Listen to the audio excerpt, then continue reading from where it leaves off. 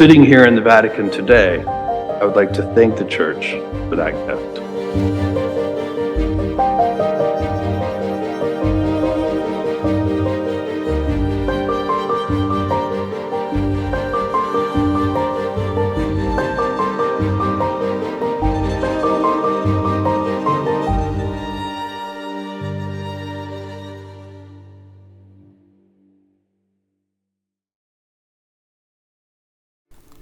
I always like to encourage people that, if possible, I do not know where you live in the world, but if you can get free access to the natural surroundings, spend some quality time in the beauty of nature, where man was originally placed to live. And as you observe this study, you will understand why. It is therapeutic, where you will experience, outside of the man-made architecture of the modern world, the aroma of natural smells, and you will appreciate the intricate detail and design of God's creation. And you will be greatly humbled, and it will also help you to detach from the busy schedule of the modern life. Though it is a man-made environment, I am currently filming this study in the beauty of London's Holland Park, where all of these animals live, and I'll be going over the whole objective of each of the studies of Even at the Doors.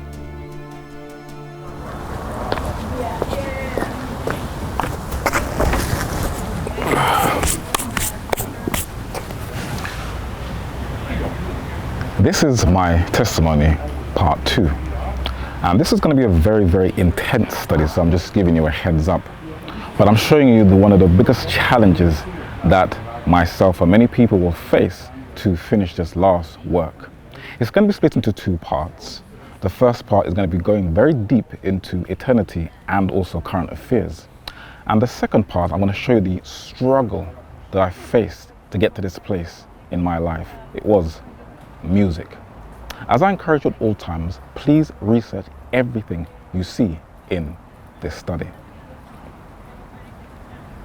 One of the most challenging and difficult tasks to accomplish is trying to prepare and train yourself and others for eternity. Can you imagine trying to introduce strangers to a world that you have not experienced yourself? Something that you have not seen, tasted, or touched, though you have a little taste of it in an experience of heavenly places. How do you dialogue and reach people of different hues, from different backgrounds, different sexual orientations, people of a different social status to yourself, people whose social, religious, or political ideas clash? The biggest challenge ahead is competing with the influence of the dominant ideas that influences people's worldview. Stories, whether they are fact or fiction, overly exaggerated sensationalism, or rooted in deep historical truths, are a part of people's cultural, religious, racial, or patriotic identity, and make people feel that they are part of a community, a sense of belonging. But you can see that this generation in the global community is slowly and subtly being indoctrinated and reintroduced back to the ancient paganistic folklore of their forefathers, instead of the true storyteller who tells us how it started and how it will end, the author and finisher of our faith.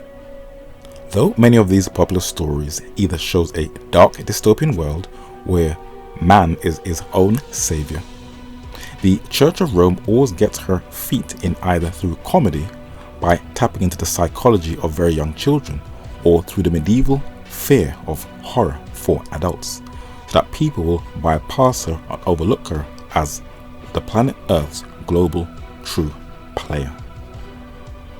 But on this journey in my testimony, I'll be taking you into the past, back into the present, and into the future. And we shall now do some time travel, and I'm going to take you into the future and show you something prepared for the faithful. Imagine living in a world that will be recreated over again, where you will not have to confront the stressful issues you face today. A world where the geographic structure will look completely different to what we see and are living in today.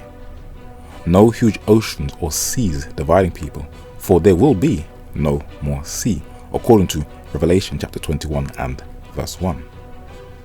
Imagine living in a city that is a pure one, or a world where there is no sun, no moon, and no night there, according to Revelation chapter 21 and verse 23 and Revelation chapter 22 and verse 5.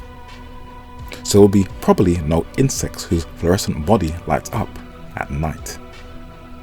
Imagine trying to explain to somebody that we will be living in a new earth, a world where we will not be governed by the measurement of time. Finite minds will struggle to grasp that, and the molecular structure of our bodies will be completely different to our current one. For 1 Corinthians chapter 15 verses 53 and 54 says that our mortal bodies will change into immortal ones at the second coming of Christ at the resurrection. Bodies that will no longer experience death, disease, or pain. What would be the point of sleep for the rejuvenation of the rebuilding of our cells in our body if our bodies will be immortal and there will be no sun to regulate time? That's interesting. Today, though 99% of the creatures that once lived on this earth are now extinct and have not been replaced by others, there are still millions of creatures all over the earth that still help the ecosystem to function effectively.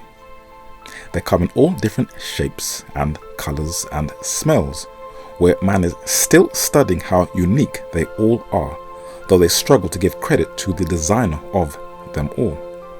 But they all have their own unique attributes about them that includes very interesting sounds.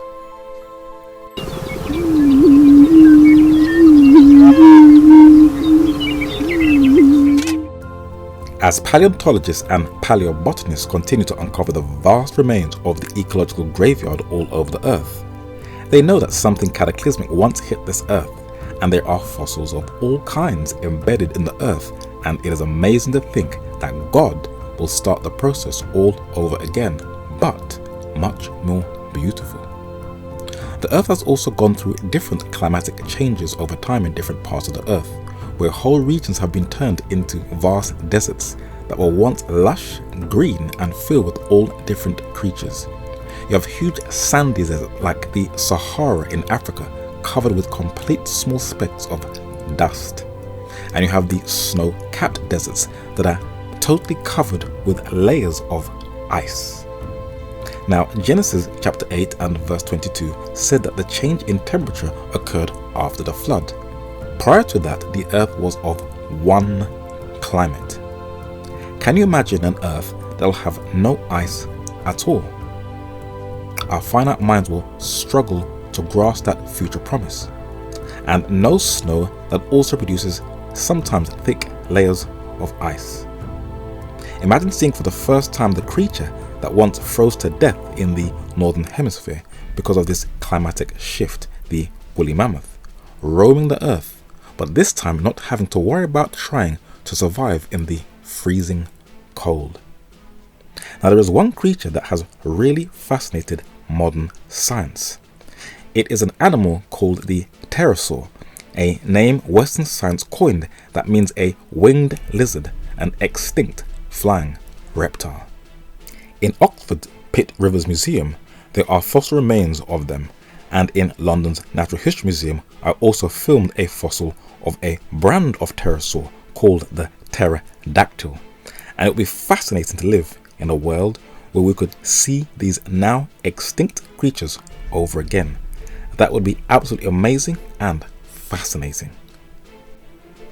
Today, Hollywood tries to paint them in a very negative light, but they are still intrigued and mesmerized by this very unique and fascinating creature that probably once dominated the skies. Can you imagine seeing one of these alongside birds and alongside the mammal, the bats? The new earth is really going to be a sight to behold, but there are many questions that many people have. Though it is very clear that the fossil record is still revealing a lot of the earth's past secrets, you do wonder, will insects still reflect a leaf? Just a question. Can you imagine shrimps and the whale sharks as complete herbivores that will no longer eat plankton? Will the eagle still have their long talons? How will newborn chicks feed themselves? And imagine a scorpion with no sting. Interesting. Mammals like the wallaby at times get infested with ticks, but it's quite fortunate they are a delicacy for crows. But not all creatures are that fortunate. In North America, its indigenous mammal, the moose, is suffering greatly from ticks, where it is killing them in huge numbers. Recently, in 1 year alone, 90% of calves died from ticks sucking their blood, where one single calf was infested with 90,000 blood-sucking ticks. Imagine your whole body infested with a small insect, and it is draining out your life force and wiping out a whole colony of creatures. In the earth made new, ticks will no longer be drinking the blood of animals, and the mosquitoes will also no longer be drinking either human or animal blood, for they'll be back to the original diet of the vine that was originally given to them. Today, there is a small creature that is naked to the human eye that lives in the fur and hair of mammals and in the face and hair of man. Now, I know that people will start scratching their face, but living on our face is a creature called a demodex. It feeds, poops, and even dies on our faces. Can you imagine animal doo-doo on our face that we cannot even see? That's nasty. But they look like something out of a horror movie. This mite lives on our body here, but in the earth made new, I wonder if they will even be around. In the earth made new, we will have no need for leeches that has been used throughout human history, that are used for bloodletting and for healing wounds. For as our bodies will be immortal, we will not suffer with the ailments we have today. Many have asked intriguing questions like, what will life be like in the new earth?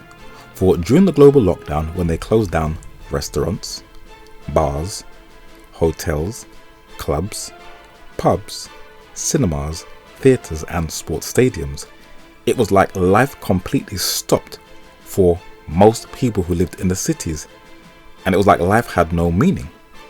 But when I had an opportunity to go to the countryside, I saw people either with their families or on their own going out for daily treks, and who were at peace of mind once they were in the natural surroundings. And even when I speak to people who have left cities and are now living in the countryside, they said it is so peaceful when you can open your window and you can look at the natural world and learn from nature. Nature has always been man's best teacher, and as shown in many previous studies, the earliest records of art is the preservation of the animal kingdom in stone, especially in Africa, Europe, and on the continent of Asia. Where do you think the inventor Leonardo da Vinci got his inspiration from? By closely studying the flight of birds and how they have become airborne. Tear tries to protect from wet adhesion have been inspired from the tree frog. And where did the inspiration of Velcro come from in your clothing? By learning from nature with a plant, burr, that sticks onto your clothing in the woods. And companies like BAE Systems and Ford have learned from the gecko to improve their technology in their corporations. But in the earth made new, according to Isaiah chapter 65, verses 21 and 22, we will be building our own houses with our own unique designs. Imagine having your own land with your own house, where you don't have to pay no landlord, no land tax, no mortgage, no council tax, no water rates, and with no electricity or gas bill, and with no insurance. Imagine having your own vineyard, and unlike Naboth in 1 Kings chapter 21, you don't have to worry about Jezebel and Ahab killing you for it. You'll have GMO-free grapes with a herb-bearing seed like the big ones in the land of Canaan in Numbers chapter 13 and verse 23. Imagine living by a completely different diet to the one we have right now. As a child, I used to both plant and pick my own fruit and vegetables with my grandfather, where the food on the dining table was straight from the garden. But there are still a lot of questions people have, and we can't brush people off if we cannot answer them. We either say, I don't know, or you pray on it. Some people want to know who will style their hair in the earth made new. Others would like to know what language we will be speaking. Will it be Near Eastern Akkadian, North African Egyptian, the languages of Mesoamerica, or the languages of Europe? That I have no idea about. But it is the children who ask a lot of questions, and they really challenge you, for their curiosity is a lot deeper than ours. It's hard to explain to them that they will be living on an earth where there will be no more suffering at all in the earth made new. That is hard to process, as we have never lived in an environment that has been pain-free. As there will be no fires on earth after the day of judgment, children have asked, will they be able to cook in the new earth? But there's one question children in the church always ask, and it sometimes challenges many. Will people be married and have children in the new earth? What do you tell them? Well, there are two schools of thought, and this is the answers that they give. When Jesus was confronted with a tricky question about who will be your spouse in the resurrection, if you have remarried after your first married partner has died, in Matthew chapter 22 verses 28 and 30, Jesus responded and told them that in the resurrection, people will not be marrying or given into marriage, for they will be as the angels of God in heaven when they are in heaven. So when we are in heaven for 1,000 years, there will be no marriages taking place. But after the 1,000 years in the new earth, according to Isaiah chapter 65 verses 17 and 25, and in Isaiah chapter 11 verses 6, 8 and 9, highlighted in white, the wolf and the lamb will live side by side each other, as they did before the fall, and no creatures shall be hurting each other or destroying each other in the earth made new. But highlighted in red in chapter 11, it mentions the little child, and the sucking child, and the weaned child. These are newborn babies. Does this mean there will be marriages in the new earth? Well, these are the two schools of thinking. We shall find out in the new earth. Highlighted in pink is my holy mountain. What is a mountain?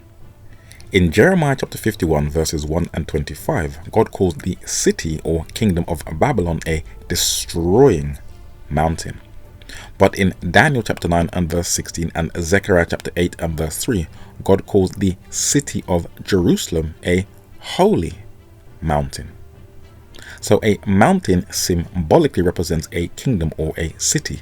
And in Daniel chapter 2 verses 34 and 35, in the new earth, the eternal kingdom that will be set up is called a great mountain. But there are some challenging questions that have come up. And critics have said, if there will be no sun or moon in the new earth, then how will you keep the Sabbath and serve God from one new moon to another, as recorded in Isaiah chapter 66 and verse 23? That is interesting. Now, in Revelation chapter 22 and verse 2, the tree of life that was taken away from man in Genesis chapter 3 and verse 24 will have 12 manner of fruit, and it will be reintroduced to man, and the leaves of the tree will be for the healing of the nations. But it said the fruits will yield every month. Now, the Anglo-Saxon word months roots is from the Greek word moon, a cycle of 30 days. But if there will be no sun and moon, how will a month work? This is the danger when we try to interpret the Bible by our own human finite reasoning instead of accepting it by faith, and faith only, and sadly lean on mortal man and their Bible commentaries. Adam Clarke, a British Methodist theologian, though he wrote extensively on the Holy Scriptures when explaining Isaiah chapter 65 verses 17 and 18, he did not use line upon line, but said, "I think" it is talking about the conversion of the Jews. This is very similar to the Jesuit Francisco Ribera's private interpretation of prophecy that says there will be a restoration of Israel and Jerusalem, which many Christians follow. Never follow anyone who says, "I think." This is my opinion, my church says, or historical Christianity says, or my pastor, my reverend, my bishop, my evangelist, or my Bible worker says. This is how people get trapped. In Matthew chapter 4, we have to follow the Jesus method, which he used when he was tempted while he was vulnerable and weak. Jesus used the word as his offensive and defensive weapon to overcome appetite in Matthew chapter 4 and verse 4. Jesus used the word against Satan to overcome presumption in Matthew chapter 4 and verse 7. And Jesus used the word to overcome false worship and the love of this world in Matthew chapter 4 verses 9, 10 and 11. And guess what? The devil leaves you alone when he's aware that you are constantly rooted and grounded in the word. I would like to share the 3 text method I use on how to correctly interpret the Holy Scriptures. In Hebrews chapter 11 and verse 6, we first have to recognize and acknowledge that God is God and he says who he says he is. For without faith in him, it is totally impossible to please him. In Isaiah chapter 28 and verse 10, we have to look over each text very carefully by following a principle called a precept and line upon line. And 1 Corinthians chapter 2 and verse 13 says that if we allow the Holy Spirit to be our true teacher, then we can compare spiritual things with spiritual things, Jesus being our example and model. So the book of Revelation was written on the Isle of Patmos that just continues, sometimes elaborates on the book of Isaiah, the most quoted book in the New Testament. In Isaiah chapter 2 verses 10 and 19 and in Revelation chapter 6 verses 15, 16 and 17, at the second coming of Christ, the majority of the earth will hide themselves between the rocks and the mountains when they see Jesus in his true glory and majesty. This will be the reaction of the lost. In Isaiah chapter 34 and verse 4 and Revelation chapter 6 and verse 14, we see the same language being used when describing the second coming of Christ. The heavens shall be rolled together as a scroll. In Isaiah chapter 66 verses 15, 16, 17 and 24, like the book of Revelation, it uses inversions where it describes both the second coming of Christ and the day of judgment together, when they shall see the carcasses of the lost. But when you parallel the words highlighted in blue in Mark chapter 9 verses 43 and 44, the fire that never shall be quenched, which is the hellfire, is talking about an event that takes place on the day of judgment. This is not talking about no conversion of the Jews. Isaiah chapter 25 and verse 8 says that in the new earth there will be no more death. This is quoted in 1 Corinthians chapter 15 verses 26 and 54 and in Revelation chapter 21 and verse 4, where both Isaiah and Revelation are clear that God will personally wipe away the tears off our faces. And then either during or after the day of judgment, after our tears are wiped, God is going to recreate a new heaven and a new earth, according to Isaiah chapter 66 and verse 22 and 2 Peter chapter 3 and verse 13 and Revelation chapter 21 and verse 1. So if we follow the divine method of line upon line, comparing spiritual things with spiritual, you cannot go wrong if the Holy Spirit is your teacher and guide. In 1700s Britain, 3 men, students of the Holy Scriptures, followed the Jesus method and came to the conclusion that the texts mentioning a new heaven and a new earth are talking about the future. In a book titled Dissertations on the Prophecies, published in 1754, Thomas Newton said, quote, "A new heaven and a new earth in Revelation chapter 21 and verse 1 succeeded in the room of the first heaven and the first earth which passed away at the general judgment in Revelation chapter 20 and verse 11.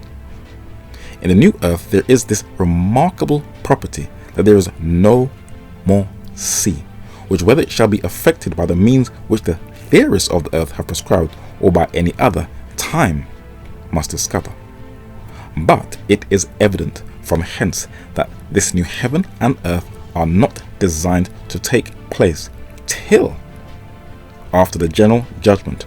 For at the general judgment in Revelation chapter 20 and verse 13, the sea gave up the dead which were in it. First witness. In a multi-volume set titled The Family Expositor, published in 1739, Philip Doddridge also said, quote, "For I saw a new heaven and a new earth, wherein I knew righteousness was ever to dwell. For the former heaven and the former earth was passed away, as I said before, and the sea was no more. The whole terrestrial globe was changed for another kind of world, wherein everything was incomparably more beautiful and excellent than the face of nature had ever been, and room was made for the vastly greater number of inhabitants.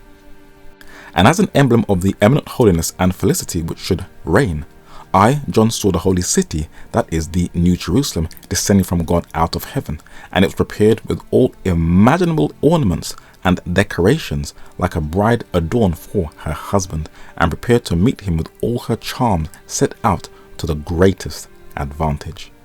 Second witness. In a book titled Notes on the New Testament, published in 1755, continuing that exegetical school of thinking, John Wesley said, quote, "A new heaven and a new earth. After the resurrection and general judgment, a new and eternal state of things. For the first heaven and the first earth, not only the lowest part of heaven with all its hosts, whether of planets or fixed stars in Isaiah 34 and verse 4, and Matthew chapter 24 and verse 29. All the former things shall be done away, that all may become new in Revelation chapter 21 verses 4, 5 and 2 Peter chapter 3 verses 10 and 12. Are passed away, but in the fourth verse it is said are gone away. There the stronger word is used, for death, mourning and sorrow go away altogether. The former heaven and the former earth passed away, giving place to the new heaven and the new earth. And I saw the holy city." The new heaven, the new earth, and the new Jerusalem are closely connected. The city is wholly new, belonging not to this world and to the millennium, that is the 1,000 years, but to eternity. Third witness. As we come in all different hues and have different ideas, the greatest challenge is how to reach people with this message and reach a dying world that is struggling with financial problems. How do we reach people who look different to us in love without condemning their way of life? Because when we prepare people for eternity, we have to warn this current generation that they are totally unaware that though they may think that they're becoming rebellious, they are actually going back into the past ideological ideas, and the plan of redemption will be mocked where man is being taught that there are no absolute moral truths while he drinks the philosophy of the serpent, and his freedoms are slowly and gradually being taken away from him each and every day. The Archangel Gabriel has disappeared. I think he's gone to Earth. Hi there. Ah, Gabriel! What's he doing here? I don't know. What's happened to him? I don't know. He's in trouble. We need to hide him from everybody. Heaven, hell. We do it together. Together. You're a demon! I'm going to get into so much trouble. Well then, let's make it worthwhile. The world is changing. Truth is vanishing. Familiar with the concept of hypnotics? Hypnotics. Hypnotics have the ability to influence the brain, sound, voice, Need a light? locking eyes. Hypnotics use them to make you see a version of the world that doesn't exist. Our dream of a new Europe. Without limits. The heart is what gives the charter its power. We can crash a market or drop a plane out of the sky. If you own the heart, you own the world. Hollywood production is being transformed by artificial intelligence. Deep Voodoo is a visual effects company. Deep Voodoo's precision and live render feature have won over celebrities like Kendrick Lamar, who use their technology to wear the faces of other celebrities. On movie sets like this one, AI is not only being used to clone actors' faces and voices, it's also being deployed to do CGI and visual effects faster and easier than ever before. Wonder Dynamics quickly transformed me into these characters. Their AI technology can replace a human actor with a computer-generated figure in hours. I'm gonna show you some magic. This man became famous as a young Tom Cruise, a makeover from the AI company Metaphysic. You know, I do all my own stunts, obviously.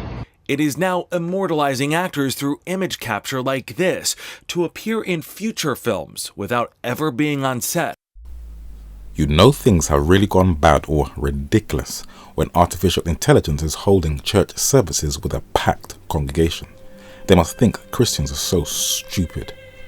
The US published a report in May 2023 that AI technology will eventually impact every aspect of our everyday lives, where the job market is slowly being overtaken by AI technology, and even UK hereditary peers are fearful of losing their traditional titles from AI. Influential political figures are using their influence to promote the global surveillance state, and big tech has totally been infiltrated by former members of the US intelligence agencies who make up a good number of their staff.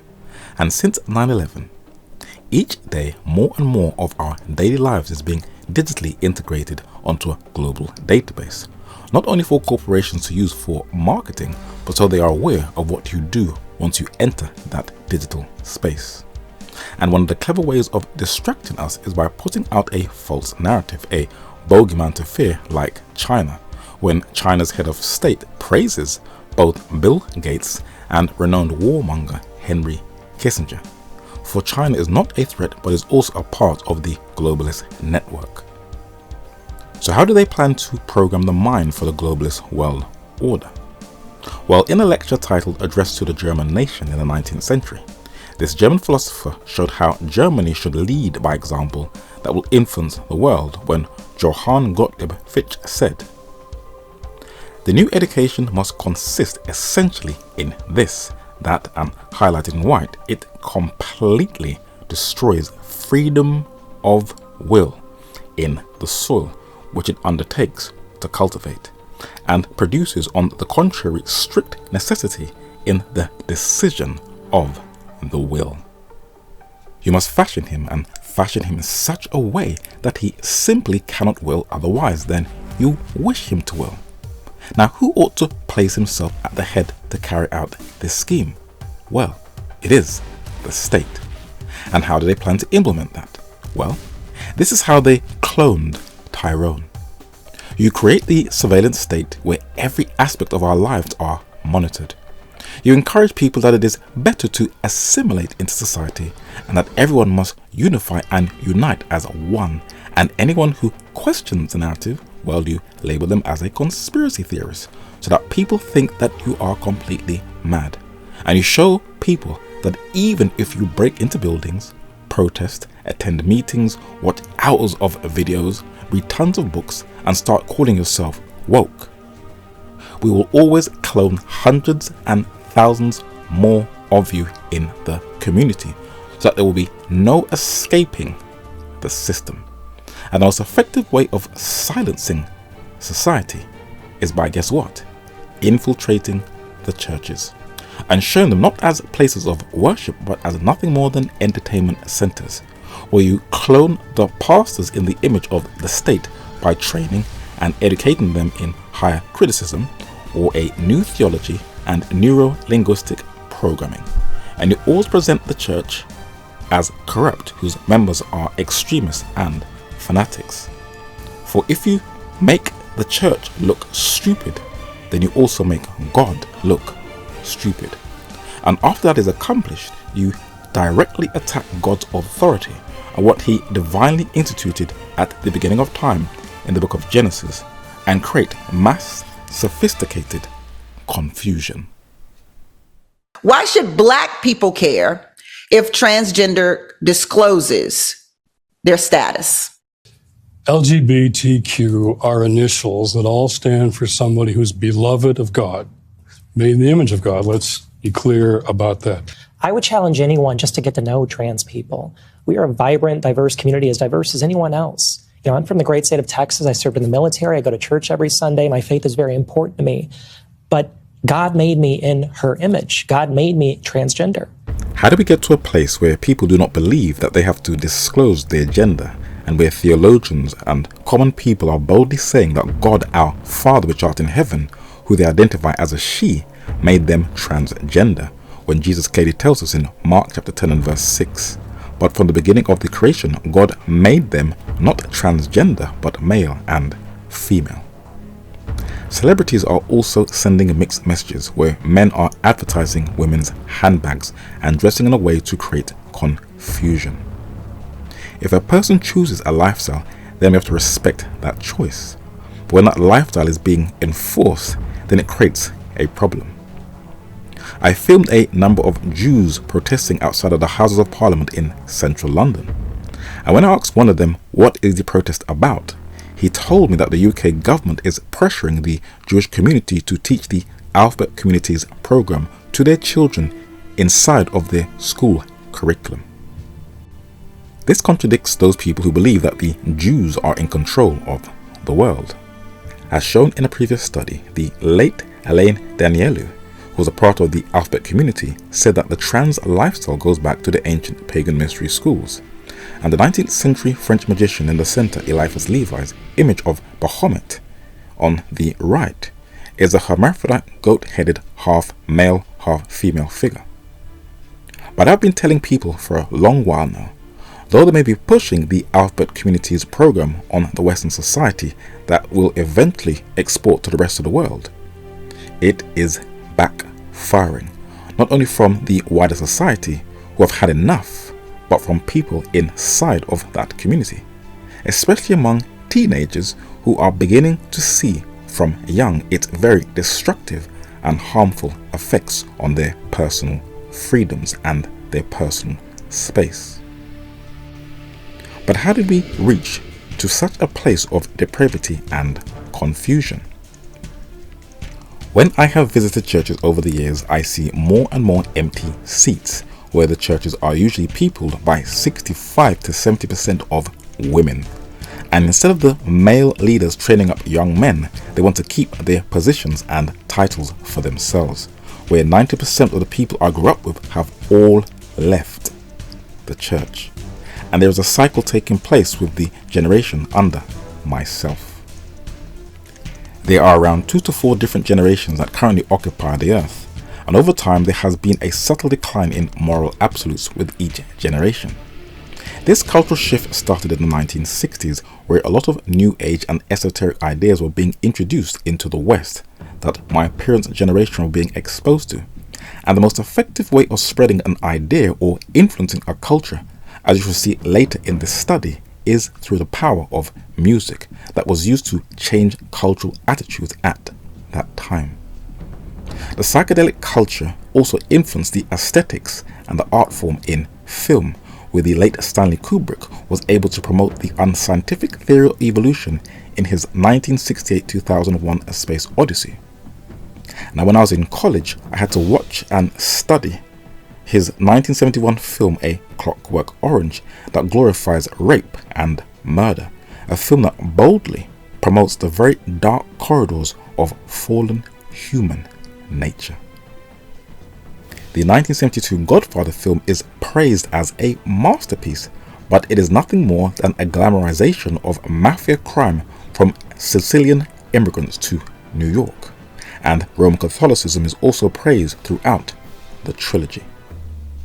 During the US Civil Rights Movement, when black people tried to uphold their dignity and respect, the number of 1970s blaxploitation films did nothing more than to reinforce already deep-rooted Western stereotypes, and they promoted nothing but sex and violence and painted a very destructive image of black people as criminals, which is still felt especially when they see you walking the streets.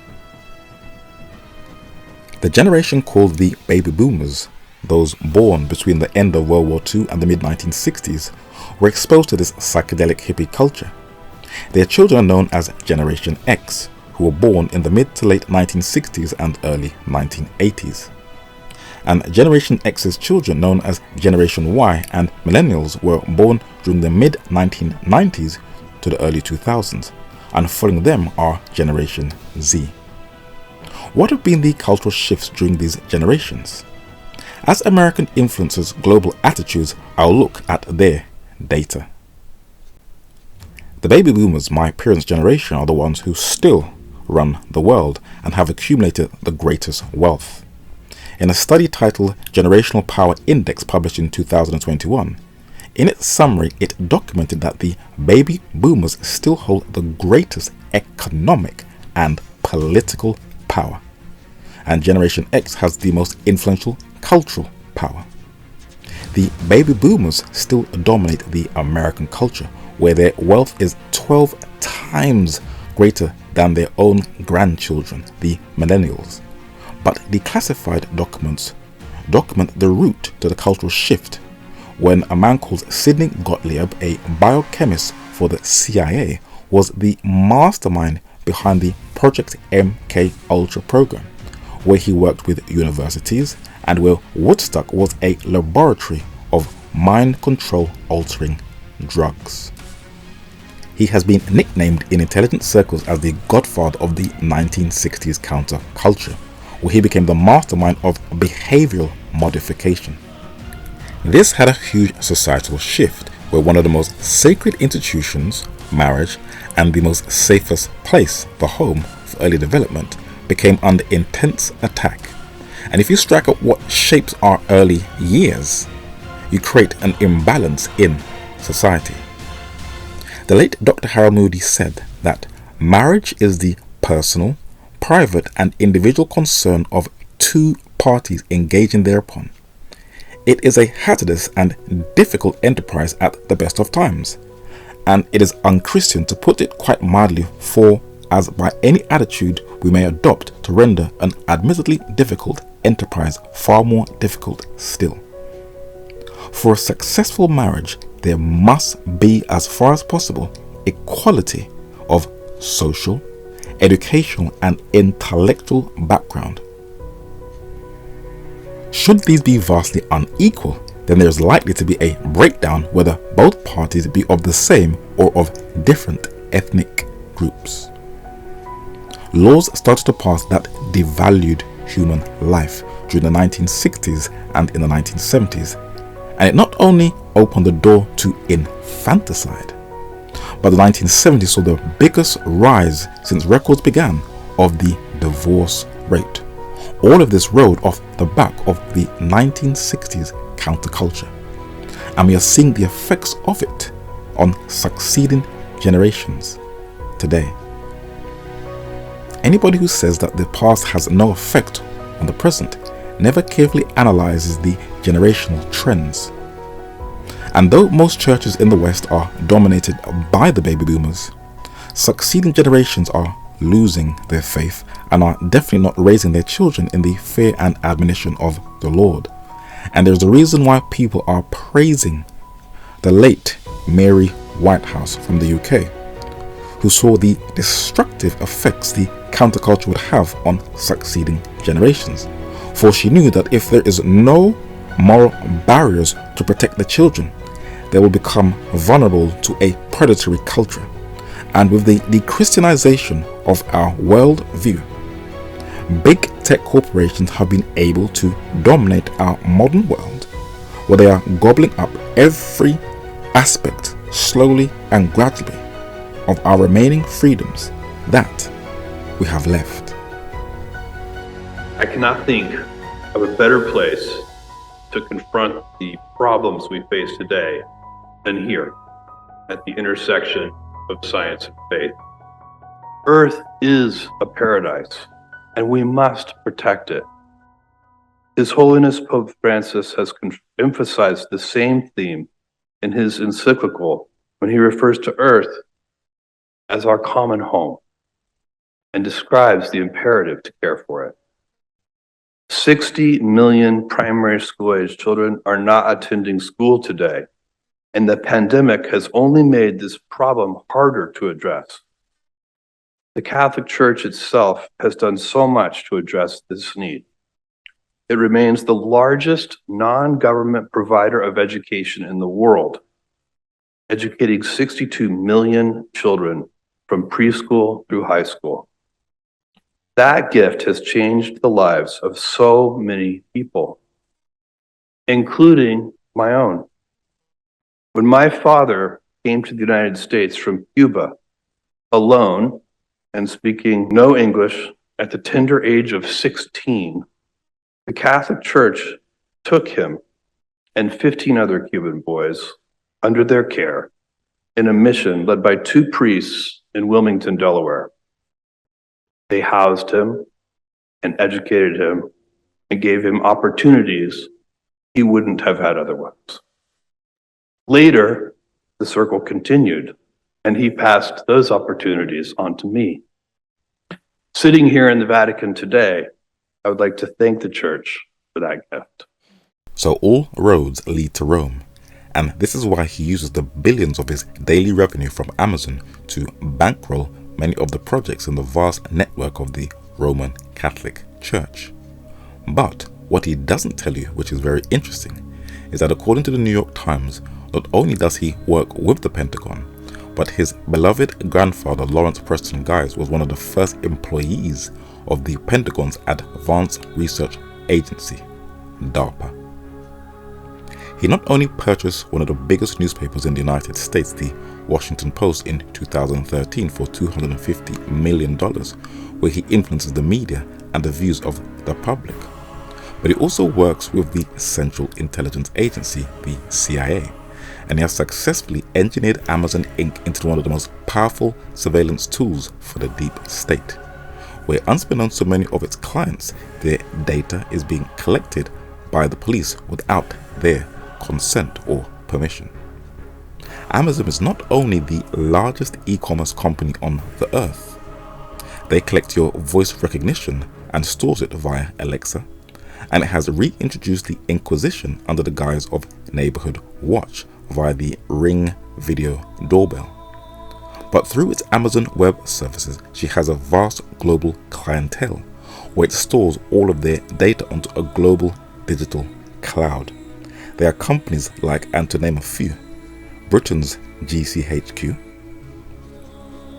the CIA, Adobe, the BBC, Disney, Ubisoft, Britain's Channel 4, Twitter, Facebook, British Gas, London's Financial Times, the US Department of Defense, better known as the Pentagon, GoPro, General Electric, NASA, Pfizer, BMW, Johnson & Johnson, WeTransfer, ESPN, Unilever, and Netflix. This is the power this man and his corporation has accumulated over the years that has contributed into integrating the world into a more controlled surveillance state. But I would like to end this section of this study to look at a powerful community of men who have had the greatest influence on the economic cycle of the world, who finance wars but are currently completing the final stages to the well-managed one world government. They are the international bankers. A growing number of bank customers are having their accounts shut down without much warning or explanation, leaving them without access to their money. The UK is guilty of laundering the world's dirty money. We help facilitate global corruption. What is your mission? To stop the war. What war? The war to end all wars. Weapons far deadlier than you can ever imagine. We're in a race against the Nazis. And I know what it means if the Nazis have a bomb.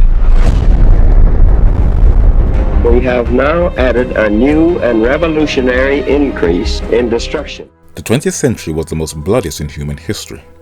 Its first half was an attempt that failed to unite the entire human family into one global order. But the modern historians, those cunning revisionists, cleverly omit some of the key players that made that bloodbath possible. Though Britain is the leading place on the earth for money laundering, the Vatican is not that far behind, where it became the home, where it helped to birth that corporate economic authoritarian system built on a medieval model, the Euro-fascist state. Though the Il Duce Benito Mussolini's alliance with the Vatican helped to cement fascism, there are others who propelled him into office. When scholars have poured through the 40,000 documents of files of the late conservative British politician, the Right Honourable Sir Samuel Hoare, they not only discover that he fully supported Benito Mussolini's invasion of Ethiopia, for it to become an Italian colony that the New York Times documented in 1935 as the Hoare-Laval Plan, but Mussolini was an Italian agent for Britain's Secret Service, MI5, in 1917, during the First World War, when he was a journalist. But when he rose to power, he was not only praised by Britain's Winston Churchill, then the Chancellor of the Exchequer, as documented in the New York Times in 1927, but he was secretly backed by the British government in 1922 to protect its economic interests in the Mediterranean. Many know of the 1929 Lateran Treaty signed between Benito Mussolini and the papacy, but it would have only been ink signatures on paper if it wasn't for the Italian banker Bernardino Nogaro. This trained engineer was appointed by the Vatican to manage the large sums of money of the Lateran Treaty, and sitting on the board of many financial institutions and his vast worldwide connections and networking of international banking, the investments of the Vatican moved into the financial markets of the world, where it had controlling interests in stock on Wall Street, steel, real estate, flour, spaghetti, water, insurance, cement, gas companies, guns, bombs, tanks, contraceptives, railroads, agriculture, textile industry, telecommunications, electric power, and the US Federal Reserve's Bank is where the Vatican deposited its gold reserves in the duration of the war. And clauses 29, 30 and 31 of the Lateran Concordat made the Vatican's property tax exempt, where Mussolini was able to purchase his arms through Bernardino Nogaro. This unknown banker literally made the Vatican fulfill Revelation chapter 18 verses 3, 11, 12 and 13, and everything I said is documented in the Vatican's wealth by the late Nino Bello, and Money and the Rise of the Modern Papacy by John F. Pollard. The Austrian-born German Führer Adolf Hitler has been lambasted by historians as a fanatic and a maniac, but very few will dare to admit and say that his rise to power was as a result of the bankers in both the United States and in Europe, who are the ones who also engineered the Great Depression by gambling with the financial markets and reducing the world to dire poverty, which led to the rise of fascism and Nazism. But what role did they play in the financing of the First World War and the revolutions around the world with men like Trotsky? Russian lawyer, politician and revolutionary Vladimir Lenin, who some say was also bankrolled by the bankers, wrote a booklet in 1917 titled Imperialism, the High Stage of Capitalism, and showed at least what were the aims of World War I. He said that the war of 1914 to 1918 was what? Imperialist, that is an annexation, predatory war of plunder on the part of both sides. It was a war for the division of the world, for the partition and repartition of colonies and spheres of influence of finance, capital, etc. Though Hollywood has tried to sensationalize and entertain us with one of the most horrific episodes of human history that was called at the time the War to End All Wars, the Great War or World War I, wars cannot happen without a war budget, and it could have only taken place with injecting millions into the war chest by the bankers. Who was one of its top financiers? The New York-based financial services J.P. Morgan Chase & Co. is the largest bank in the United States of America and the world's largest bank by market capitalization. It was founded by the investment banker and U.S. financier John Pierpont Morgan Sr., who inherited the Morgan banking house from his father, Junius Spencer Morgan, who taught him the trade, where the legacy passed on to his grandson, John Pierpont Morgan Jr., who was the last of that family dynasty to hold the reign of power. But how powerful is this bank? Today, its CEO and chairman, billionaire James Dimon, suggests that government seize private property so they can quicken climate initiatives and that they can build wind and solar farms. It is in full support of the growth and the expansion of the alphabet community into the corporate capitalist world and to also disrupt the traditional family unit. But it is closing down accounts in 19 Republican states against customers if the bank disagrees with their religious or political beliefs, a shadow of things to come. It will support the alphabet community, but show great hostility to a person's religious beliefs. Interesting.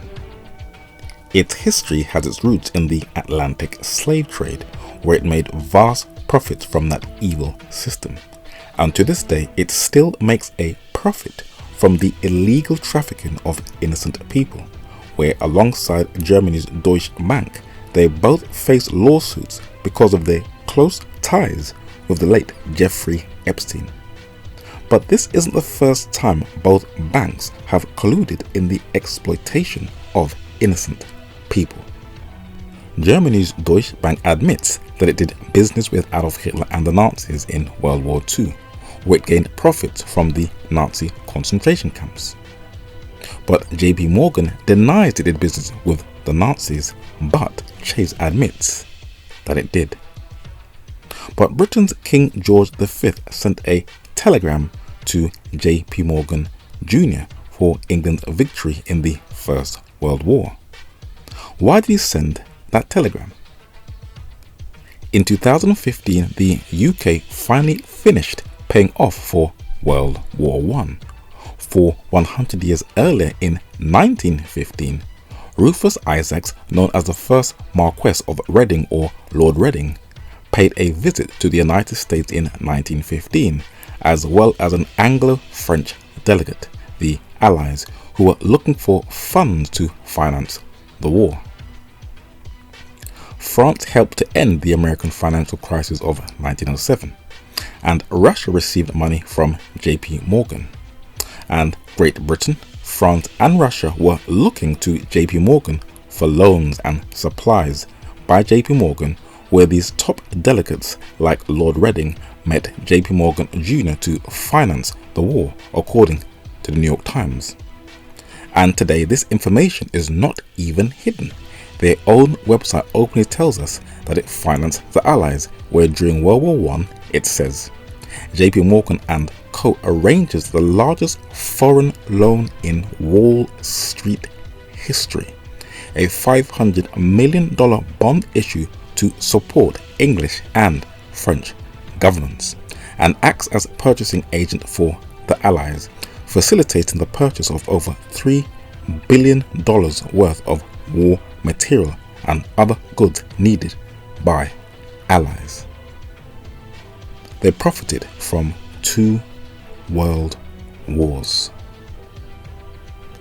Beginning with the late US-based British historian Anthony Cyril Sutton, a number of historians have to be vindicated who have been marginalized or documented that it was the bankers who were instrumental in financing wars and revolutions. In the book Wall Street and the Bolshevik Revolution, Anthony C. Sutton says, quote, "Modern history possesses such a built-in duality, and certainly if too many uncomfortable facts have been rejected and brushed under the rug because they do not fit the accepted conceptual spectrum of political left and political right." The Morgan House floated war loans for Britain and France in 1915. It was J.P. Morgan and the American International Corporation that attempted to control both domestic and foreign revolutionaries in the United States for their own purposes. Trotsky was able to generate support among international capitalists. The $10,000 Trotsky Fund in New York was from German sources. So the Russian Marxist revolutionary Leon Trotsky was funded by the international bankers. And books are now being written that has verified what Anthony Cyril Sutton has said, where the funding has been traced to German banker like Max Warburg and German-American banker Jacob Schiff. Another book has also verified this. In a book titled Occult Theocracy, US socialist Edith Starr Miller, who married into the English aristocracy, said, quote, "History is or should be the truth on past events. When it is distortion of past records to suit the aims and convenience of specific groups, it is not history. There can be no such thing as new history." In 1917, Leon Trotsky, through the intercession of an agent acting for Mr. Jacob Schiff of the firm Kuhn, Loeb & Co. of New York, broke through the British blockade, and with a check on Max Warburg of Hamburg, Mr. Schiff's brother-in-law, started the Bolshevik Revolution in Russia. But the man who saw how the wars were financed from a sharp, observant, investigative journalist's lens documented it in his book titled The Dollar and the Vatican, and he showed why these financiers bankrolled both of the world wars when he said, quote, "Had not the First World War turned out to be American big business real paradise, Avram Manhattan said, it had made no fewer than 23,000 millionaires or multimillionaires. They and their millions, the brilliant byproducts of free enterprise, had to be defended from the rapacity of left-wing robbers. Fascism was surely the answer. They watched its rise with elation and, like their European colleagues, contributed millions to its growth. As in Italy and Germany, the latent forces were helped by big business, the dominating factors in her economic and political life. The Vatican and American capitalism acted systematically and in concord from the very beginning. Although at first independently, they soon joined forces, and American capitalism played a more important part in helping the rise of fashion than is generally realized. But at what cost? World War I was more destructive than the 901 major wars of the past 2,400 years, 7 times more destructive than all of them combined. World War II was 4 times worse than World War I. But revisionists still try to downplay the facts. The United States Navy helped secure victory in 2 world wars and the Cold War. The United States, through its most powerful storyteller, has ever so cleverly educated its civilians and the rest of the world through its traditional revisionist narrative that she is the world's savior, where she was one of the key players whose corporations financed both World War I and World War II. And my eyes were opened in the year 1998 when I read this article in London's Daily Mail newspaper that Adolf Hitler was supplied with vehicles from both Ford and General Motors US companies to build up the Nazi war machine. But the biggest shock I got was when I came across the headquarters of all the world's central banks, the Bank of International Settlements, located in Switzerland. Who are they and what are its aims? The internalization of finance reached its apotheosis when, on April 1930, says Edith Starr Miller, the International Bank of Basel commissioned to enroll the central banks of 9 nations in its membership was founded. The bank that owes no allegiance to anyone does as it likes. Mammon is enthroned upon the world to make what profits it can with unrestricted powers, and its assets and deposits are to be immune from seizure, confiscation, and censorship in peace or war. The governor of the Bank of England, Mr. Montagu Norman, is going to be a director of this foreign bank. The Bank of England is the 8th oldest bank in the world, which is the central bank of the United Kingdom, whose current governor from March 2020 is Cambridge-educated historian and central banker Andrew John Bailey. It was founded in the late 1600s in response to its domestic wars and its role as a global naval power, and it's accumulated its wealth, like JP Morgan, via the Atlantic slave trade, where many of its governors got wealthy by owning black African slaves. And like JP Morgan, it is undermining the divine ethical code in the book of Genesis by marketing the agenda of the alphabet community. Eton-educated Montagu Norman like John Pierpont Morgan Sr. and Jr. came from a banking family, and when governor of the Bank of England from 1920 to 1944, he transitioned the Bank of England from a private bank to a modern central bank, and was instrumental in the founding of the Bank for International Settlements, where he was the head of Britain's invisible empire of wealth, according to the New York Times. The Bank of England also confirmed that she helped shape the foundation of the Bank for International Settlements, but there were others on its board. Hjalmar Schacht was a trusted German banker, and he ended up being on trial, but not sentenced, in the Nuremberg War Crimes Tribunal because he was the personal banker to, guess who? Adolf Hitler. But something isn't adding up. He was not only a close friend and business partner to Montagu Norman, but he was also close to other central bankers in both Europe and in the United States. And it is very strange why one group is put on trial and another is left off scotch-free. Very strange. This photo shows him in 1933 with US President Franklin Delano Roosevelt, the same year Adolf Hitler came into power.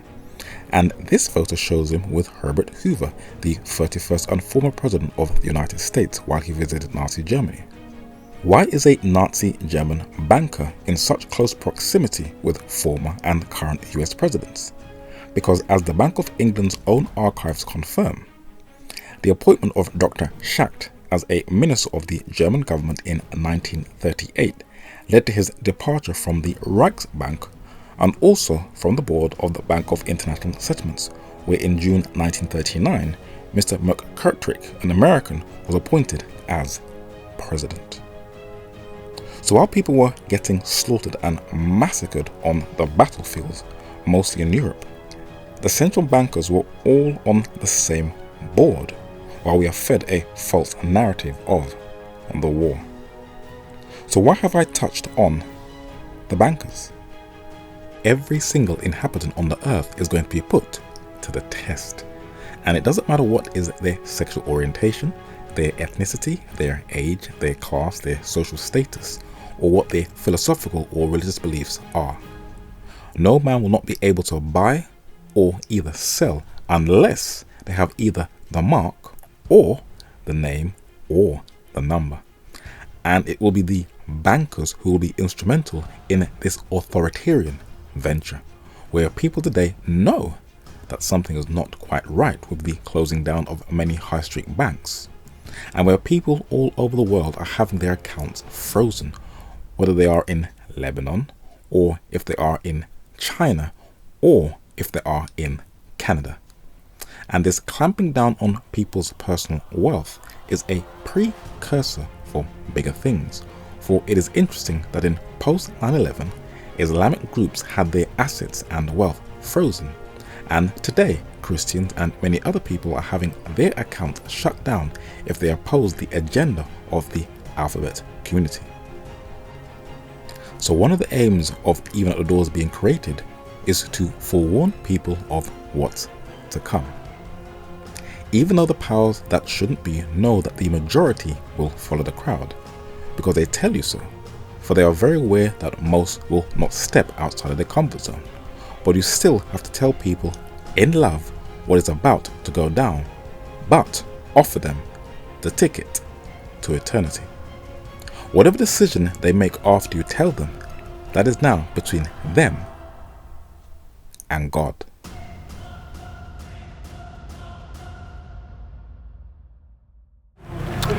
So I will believe it is very important to update people on current affairs and align it with Bible prophecy so people have an understanding of where they are in time.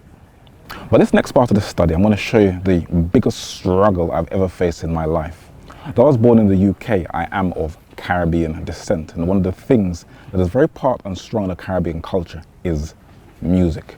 And this was my greatest struggle to give up, for me to truly accept the full knowledge of Jesus Christ.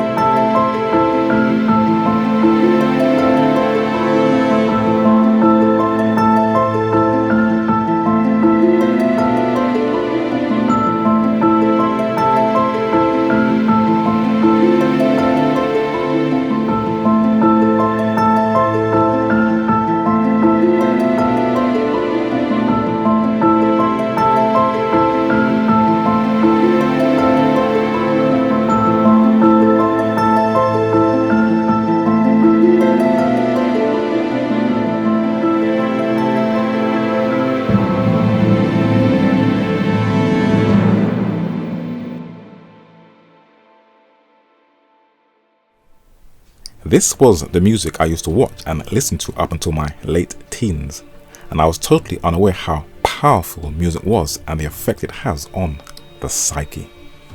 So I started to do some research on music, so I had a very clear understanding of what I was giving up, and I realized it can have both a positive or negative effect. Respected academic peer-reviewed studies have showed that music can have an effect on the mood and perception of a visual stimulus. It can have an effect on emotional arousal. It can change the way you feel and act. It can affect the mood and focus for undeserved school-aged children. It can heal people who are over 50 years of age. And club message sounds are the same decibel sounds of when a plane is taken off at an airport. Now, the Holy Scriptures makes the same analysis in Exodus chapter 32, verses 7, 8, 17, 18, and 25, where rebellious music with false worship, where the singing actually sounds like war, like a club, makes people strip totally naked to their shame. Interesting. And in Daniel chapter 3 verses 4 and 5, all kinds of different music for all nations and languages can also be used for false worship. But it's not all negative. In 1 Samuel chapter 16 and verse 23 and 2 Kings chapter 3 and verse 15, when the right music is being played, it can create a godly atmosphere where God's presence dwells among his people, and where evil spirits are subdued. And I'll repeat this again. When a true child of the Most High is singing or playing an instrument to the glory of God and not to the glory of man, it has a massive effect that can alter the spiritual realm in the atmosphere. And in a book titled Matthew Henry's Commentary on the Whole Bible, published in 1706, Matthew Henry also said, "Music has a natural tendency to compose and exhilarate the mind when it is disturbed and saddened." And 3 centuries later, everything this man has said from his study of the Bible and the positive effects of music has been scientifically confirmed that it is accurate. Elisha used it for the calming of his spirits in 2 Kings chapter 3 and verse 15. On some it has a greater influence and effect than on others, and probably Saul was one of these. Not that it charmed the evil spirit, but it made his spirit sedate, and allayed those tumults for the animal spirits by which the devil had advantage against him. Music cannot work upon the devil, but it may shut up the passages by which he has access to the mind. In Psalm 32 and verse 7 and Ephesians chapter 5 and verse 19, it is very clear that if we are constantly singing spiritual songs of deliverance, when we sing and make a melody in our heart to the Lord, it shall preserve us, guess what? From trouble. This is how powerful music is. And in a book titled The History of Protestantism, it also shows the power of music, where Dr. Wiley says that all deep and lofty emotions seek to vent or express themselves. How? In song. When blacks were being dehumanized in the slave plantations in North and South America and in the Caribbean, music was one of their only therapies that helped them to basically keep their sanity. In the Caribbean island of Trinidad, they inherited from Nigeria and Congo a storytelling style called queso, today we call calypso, which was social commentaries on everyday life that covered everything from war, politics, and health education. Negro spirituals in North America was not only poetry, but coded messages during the Underground Railroad. And while many think that black music is about entertainment, it is a lot more socially conscious than you think. But I still knew that one day I would have to give it all up. But I knew there would be a deep struggle.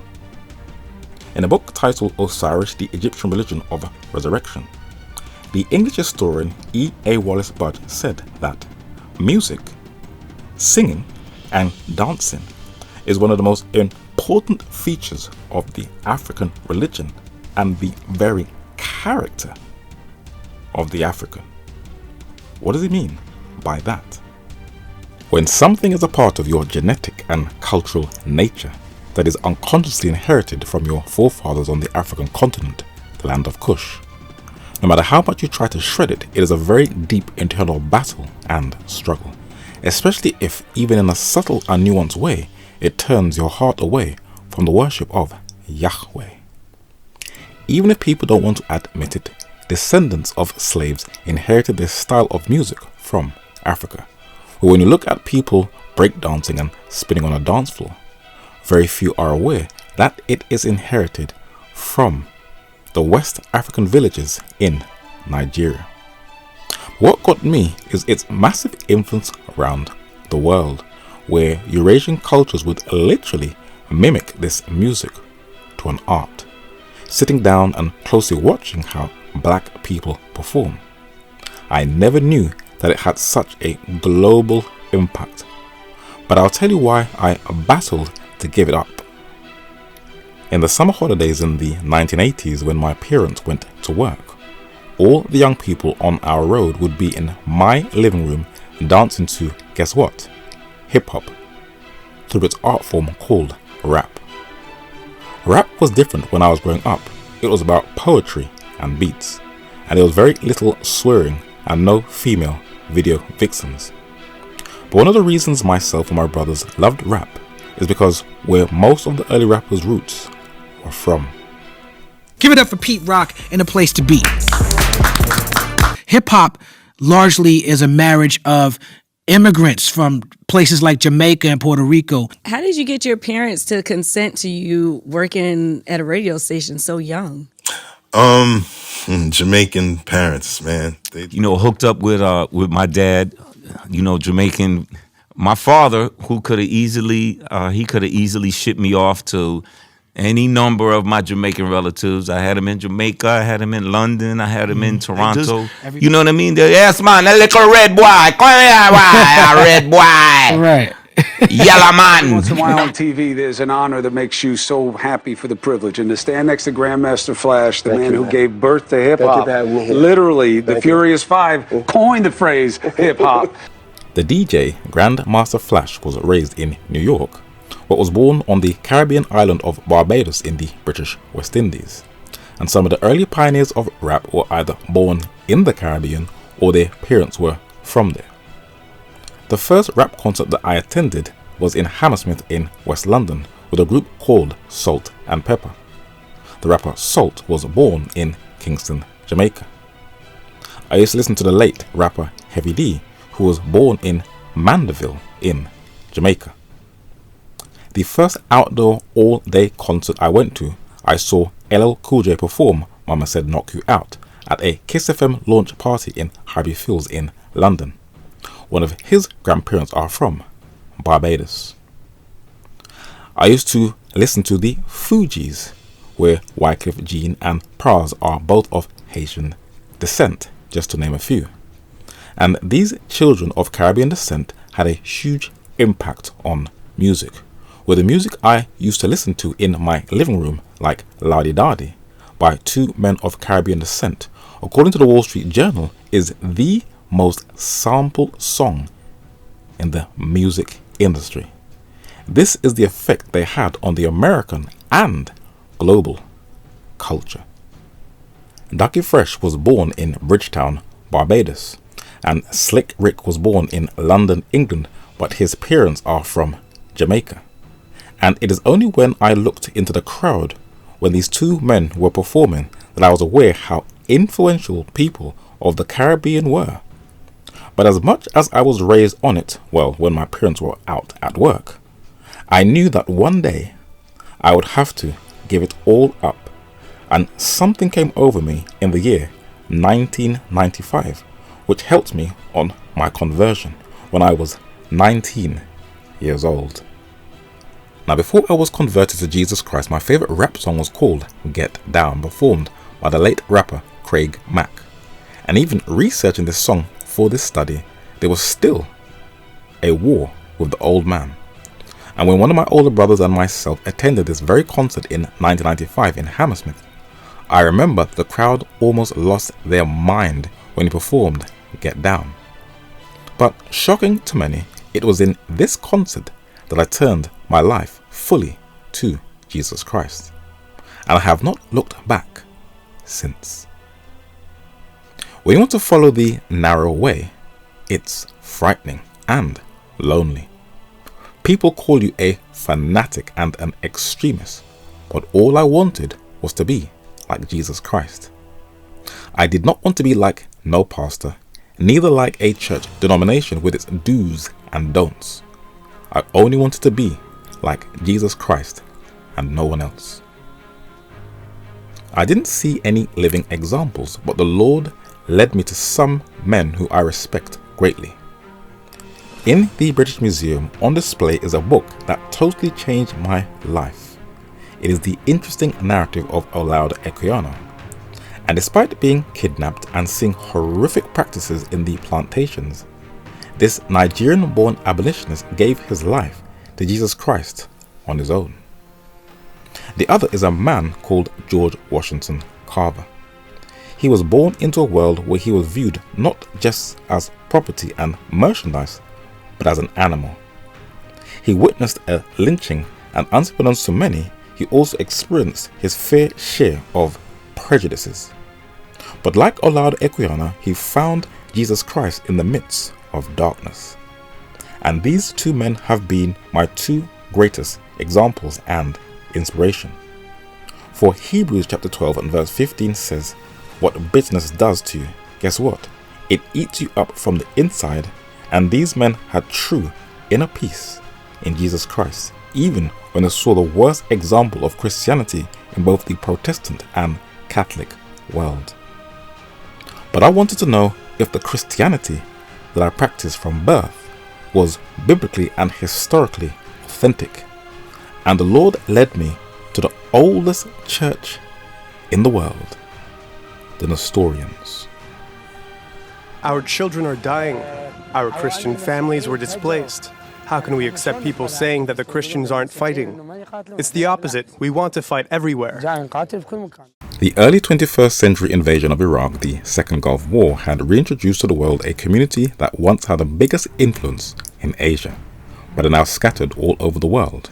the Assyrians or Chaldean Nestorian Christians.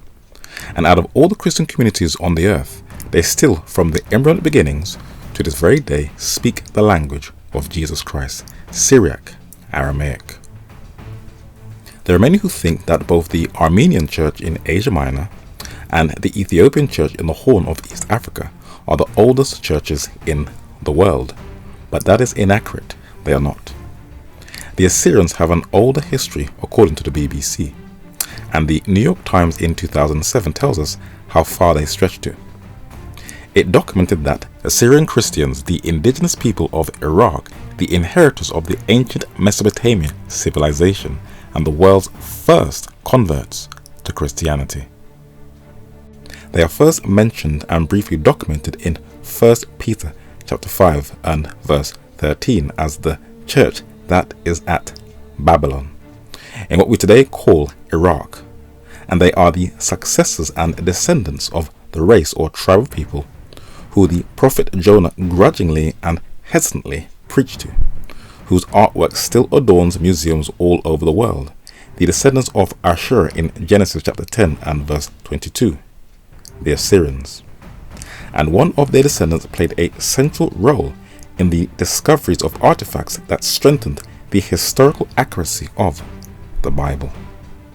Hormuz Rassam on the right was born in Iraq and was an ethnic Assyrian. He was an archaeologist, author, and Christian who looked strikingly identical to his forebears that once dominated the Assyrian plains in northern Iraq, as can be seen on the left.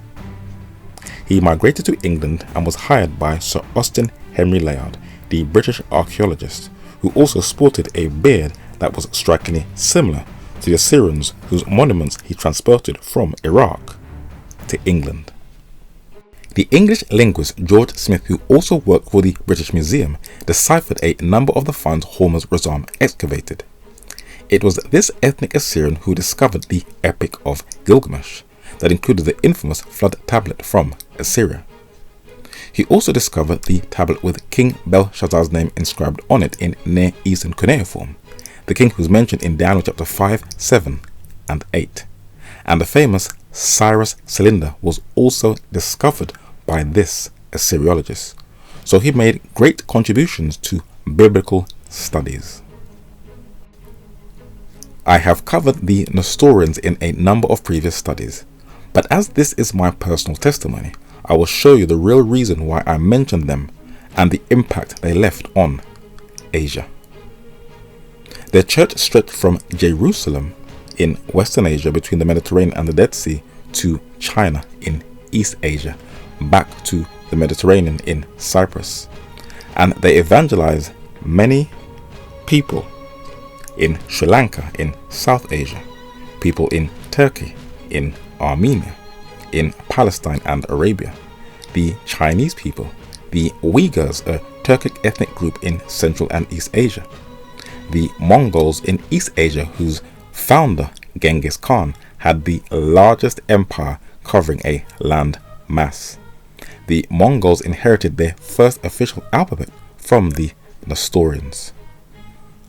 The people in the Central Asian country of Uzbekistan, and among whole communities throughout Central Asia that covered the Silk Road, and also the Tatars, another Turkic-speaking people who can be found in Crimea in the Ukraine in Eastern Europe, stretching all the way into Siberia in North Asia.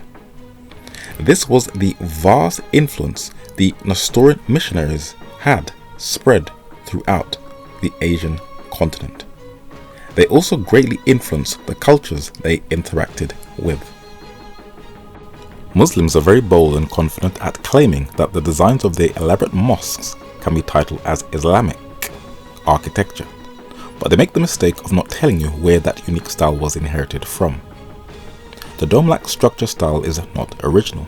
It is inherited from the Christian architecture from the East, like the church now turned into a mosque, the famous Hagia Sophia in modern-day Turkey, that is now adorned with Muslim minarets.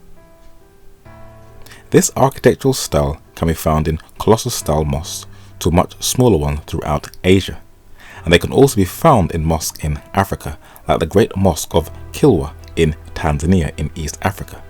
And you can see this dome-like style of architecture in a Nestorian church in the town of Famagusta in Cyprus. And this can be traced to the St. Elijah Monastery in Nineveh in Iraq that was built in the 6th century around 595 AD with the dome-like architecture in its design and framework. Sadly, there is no trace of this early style of architecture, for ISIS destroyed one of the oldest Christian buildings in Iraq, so we only have its memory in pictures and film footage. Many of the early alphabets in Central Asia was introduced to these different tribes and nations by the Nestorians. It is a history that very few know about, for it has been very greatly downplayed and overlooked. China has some breathtaking views of nature that can grip the naked eye. Their beautiful landscape has inspired films, for while Pandora in Avatar looks like a beautiful lost planet in space, the landscape was actually borrowed or inspired from the Ouyang scenic and historic interest era in South Central China's Hunan province. Man should be giving God the glory for the beauty of his creation, not some blue giant with dreadlocks called the Navi, but to the Creator. As a child, I was raised that it was the 19th century British missionaries who were the first people to spread the gospel into China, and in later studies I found that the Jesuits preceded them in the 16th century, led by Matteo Ricci, but they were both late comers. James Legge, a 19th century Scottish linguist and missionary in China, documented that they were both preceded by the Nestorians, who were there well over 1,000 years before them both. And except from the Jesuits, the British were only reintroducing what was already around before them with the gospel. There are many articles in both the Western and Eastern press that are also confirming this very ignored and lost history, and it is coming to light that this very zealous evangelical church had more of an impact in Asia than most people are aware of. It was in the Tang dynasty under the Emperor Taizong on the right that the famous Nestorian monument in China documents when the Nestorians first arrived into that country. And according to historians, the Tang dynasty was one of the most prosperous, where there are still traces of the church that are still being preserved in both art and in the literature. And this art of the Nestorians was discovered in this cave in China, where thousands of manuscripts saw the light after being hid for over a millennia. And the French linguist and sinologist Paul Pilliot deciphered them and showed how deeply entrenched Nestorian Christianity was embedded in the country of China.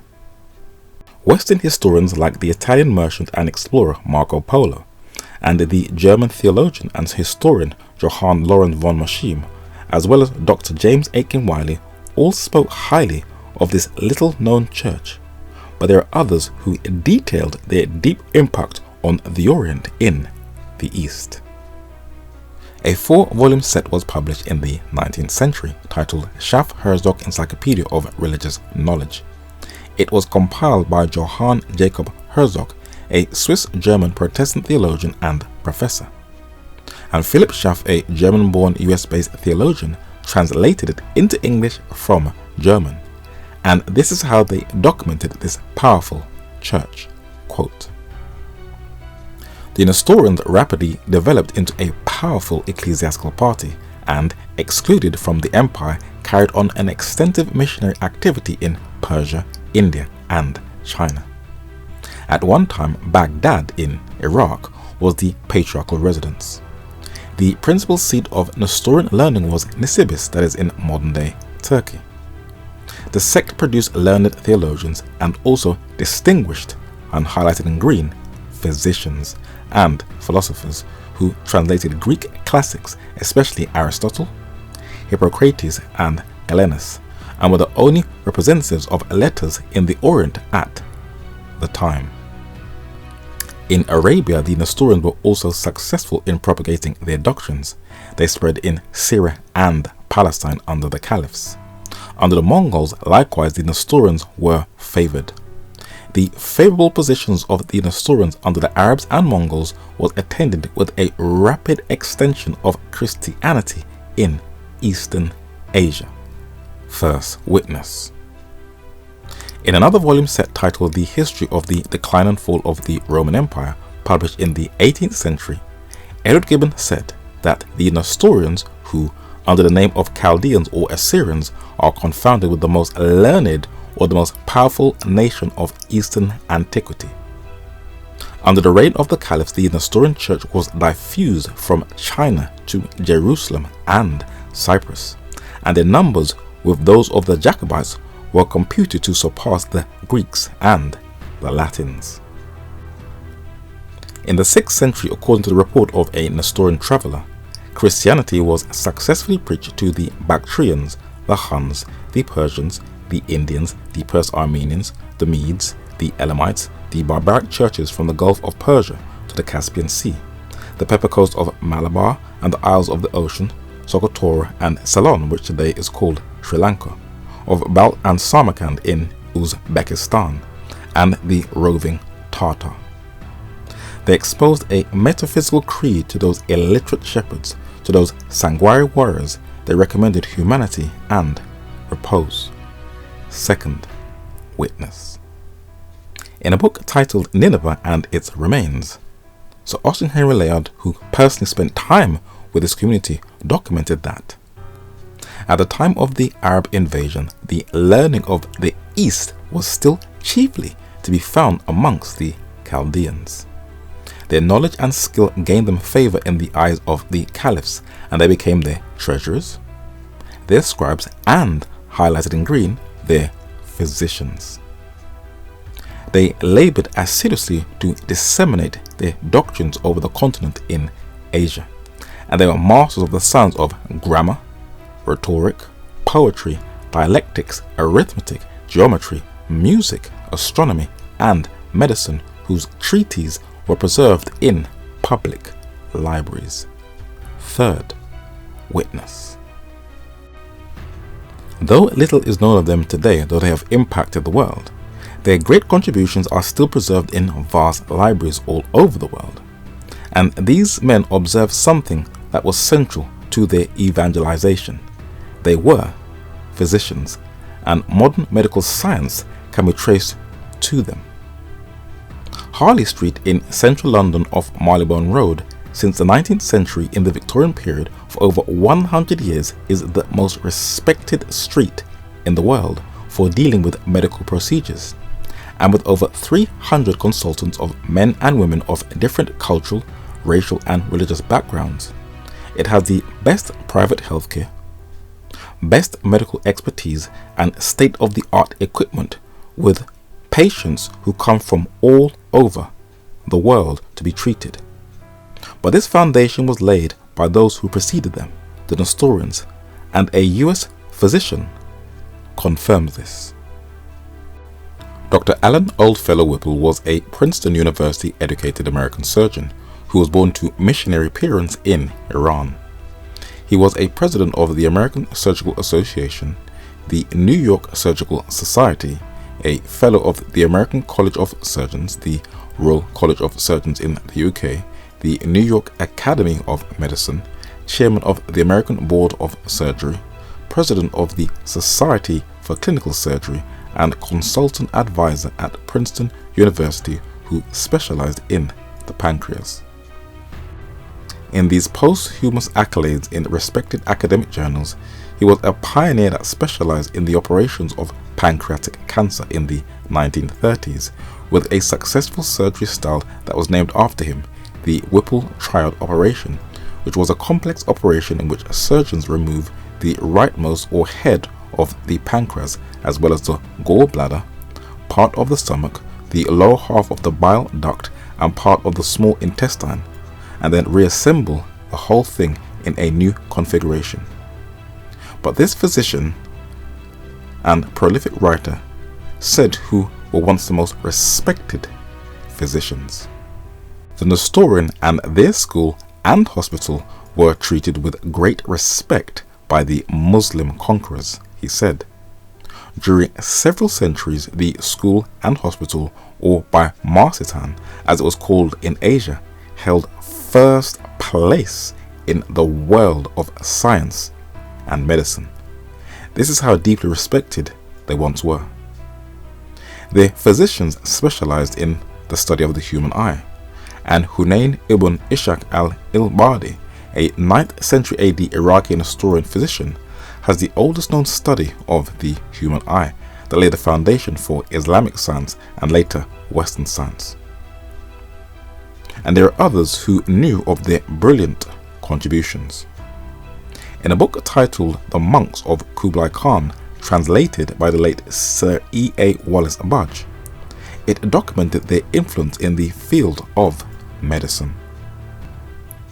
The Chinese, Mongols, Tartars, Turks, Persians, Armenians, and the people of the Euphrates Valley and Arabia all would appreciate the superior mental faculties of the Nestorian missionaries and travelers, and their great physical energy, and above all the knowledge of medicine and their practical treatment of the diseases of the body and the healing they affected. The Nestorians were brilliant physicians who specialized in medicine by their deep intricate study of plants and its healing properties. They also had an absolute brilliant knowledge of the detailed functions of the human body, and they modeled themselves after the best living example of a medical missionary and physician. In Matthew chapter 4 verses 23 and 24, the Bible said that Jesus taught, preached, cast out demons, but his most effective way of reaching people was through healing and curing diseases. And Jesus, by a living example, knew that the best way to reach people is to accommodate their daily physical needs first. Jesus spent most of his time healing, and if any Christian has a desire for souls, reach their basic needs first. It is more effective than just lambasting someone on the street corner and telling them the errors of their ways without even giving them an opportunity of hearing about the deep, compassionate love of Jesus Christ. The Mongol Khans greatly benefited from the Nestorian physicians, and the one who had them the most frequently in his court was Kublai Khan, the grandson of Genghis Khan, where Kublai Khan was especially anxious to attract Christians, example the Nestorians, to his country, where he found their medical learning and great business capacity of much benefit to his subjects. So the Nestorian Christian culture in Asia learned the medicinal property of plants, and it helped them in their evangelization endeavors. And though I know I need to apply this to myself, I will say this with boldness. If any Christian wants to have success in penetrating into any community, have at least some basic training in medical missionary and learn from the Nestorians. Always carry your flaxseed, but most importantly, your charcoal tablets, which is like a sort of balm in Gilead.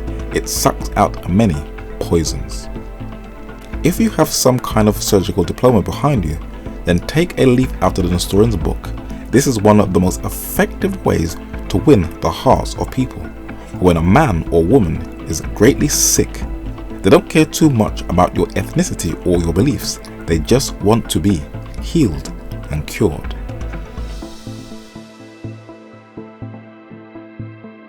Today, this once powerful church that spread throughout the East in Asia is no longer. It has been replaced by a much younger church that falsely boasts to be the oldest with its claims of apostolic succession, Roman Catholicism, whether it be in Iraq or whether it be in Cyprus. But when did this takeover or transition take place? According to John Jacob Herzog and Philip Schaff, they documented that in 1445, under Pope Eugenius IV, the entire, that is the whole church, Nestorian body on the island of Cyprus was won for the Roman Church by the efforts of Archbishop Andrew. And it is to the merciless Tamerlane, says Sir Austin Henry Layard, that their reduction to a few wanderers in the provinces of Assyria, that is in modern-day Iraq, must be attributed. Timur, or Tamerlane in English, was an Uzbek-born Turco-Mongol conqueror in Central Asia, who, during his very brutal and bloody reign from 1370 to 1405 AD, it is roughly estimated among historians that he killed around 17 million people, that is roughly 5% of the world's population at that time, that also included the Nestorians. And with that deep spiritual vacuum, the papacy under Pope Eugenius IV decided to plant the tabernacle of his palace between the seas, or try to take over God's true church according to Daniel chapter 11 and verse 45, before she will come to her end. And when I paid a visit to Rome, her eldest church, with Emperor Constantine's statue adorned in the building, has engraved in the front of the building in Latin Ecclesiarium Mater, which means she is the mother of all churches. So as I bring this study to a close in this testimony, I asked God that I wanted to know that everything that I believed in from a child, can it be traced to the Bible and not to the theories and the traditions of man? And the Lord led me to the original blueprint, the early apostolic church. A highly respected political dignitary known as the Ethiopian eunuch was traveling from the Sudan in northeast Africa to Jerusalem with the scroll of Isaiah.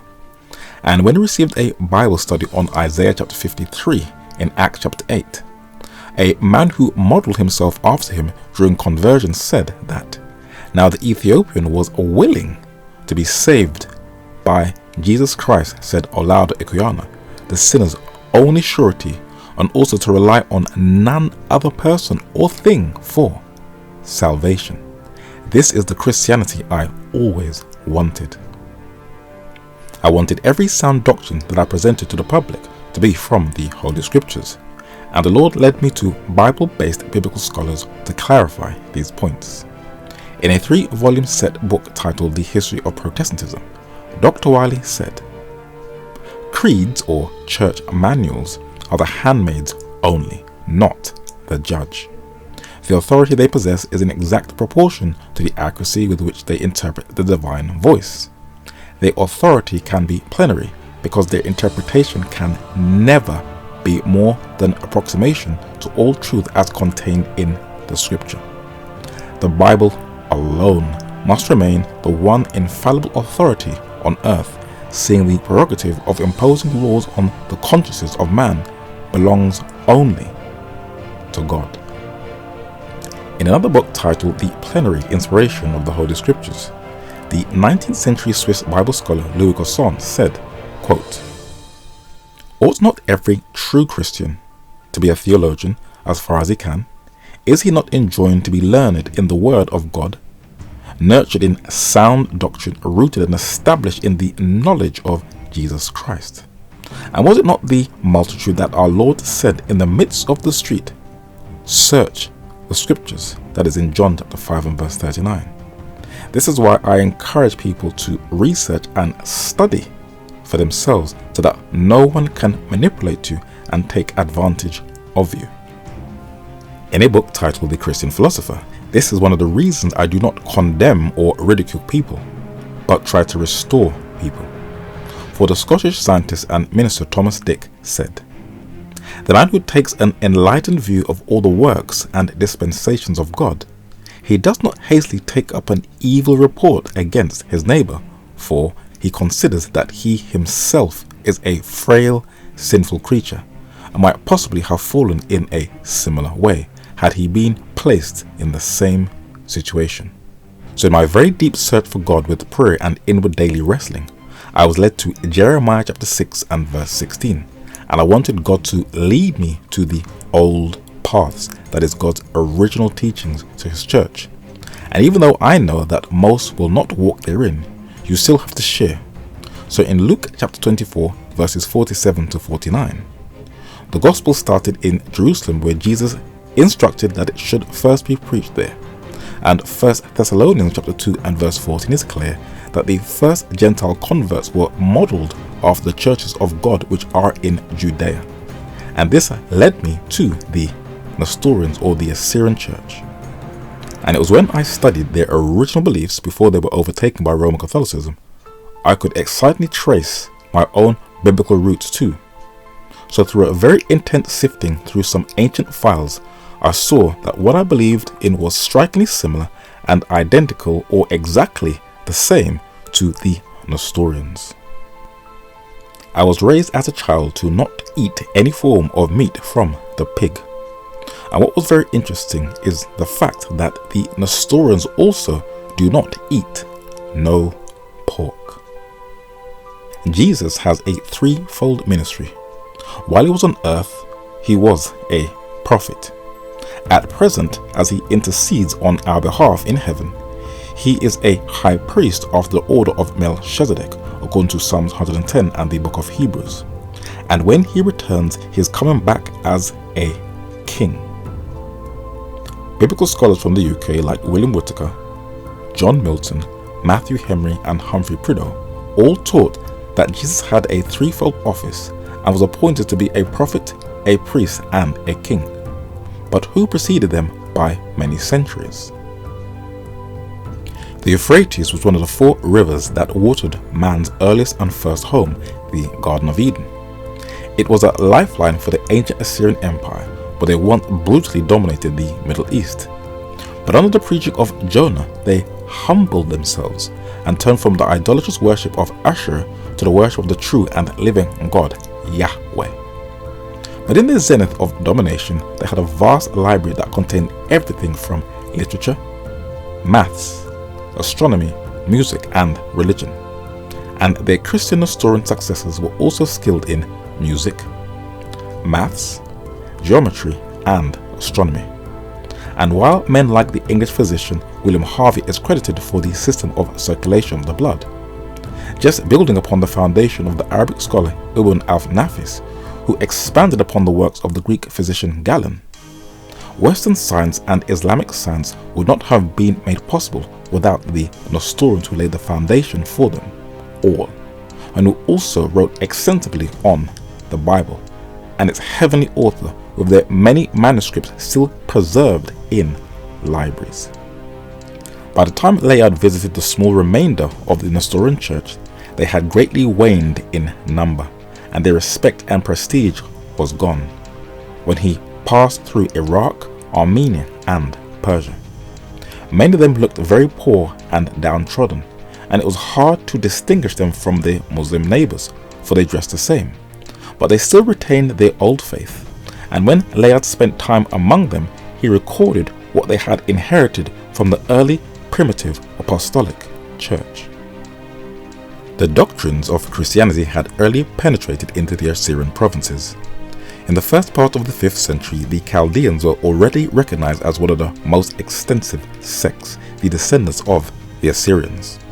It is only in the mountains of Kurdistan and in the villages of the district of Urumia in Persia that any remnant of this once widespreading sect now exists. I have sometimes called the Chaldeans Nestorians. It is because that name has been generally given to them. Ebed Jesus, a Chaldean who wrote in the 14th century, assert that the Orientals, that is the people of the East, have not changed the truth, but as they have received it from the apostles, so have they retained it without variation. Nestorius follow them, and not they Nestorius. There are some striking points of resemblance between the Chaldean Christians and the members of the Protestant Church. They deny the doctrine of purgatory. In the rejection of the doctrine of transubstantiation, they agree with the Reformed Church. They have retained to a great extent and in all their purity the doctrines and forms of the primitive church after the lapse of nearly 17 centuries. So what are these beliefs traced to the apostolic church? The peculiar doctrine of the Chaldeans. On the Sabbath, no Chaldean performs no journey or does any work.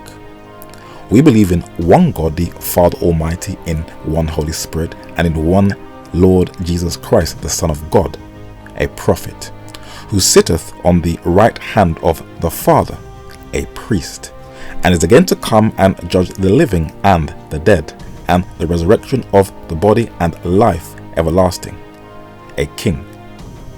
This is what I have always believed in, and it can be traced to the Nestorians, which they inherited from the Apostolic Church. I was educated as a child to keep the seventh-day creation Sabbath that I still keep to this very day in memorial of creation. But how long have men been keeping the Sabbath? In a multi-volume set titled The Whole Works of the Right Reverend Jeremiah Taylor, this 17th century Anglican cleric said, "The primitive Christians, that is the early church, did keep the Sabbath of the Jews, so the apostles kept it." In a book titled The Nestorians or Lost Tribes, this US missionary to Iran and physician also said that, quote, "The Nestorian Christians, so memorable in the early annals of the church, are emerging from the state of obscurity in which they have for many ages been lost sight of, what the Western world titles the civilized world, that interesting part of the primitive or early church over the mountains of Armenia to the sunny vales of Persia, the Assyrian tribes of the Nestorians."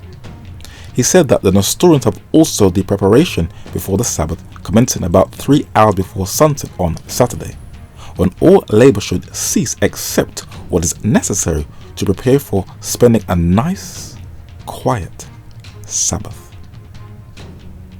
But were they the only church to keep the Sabbath?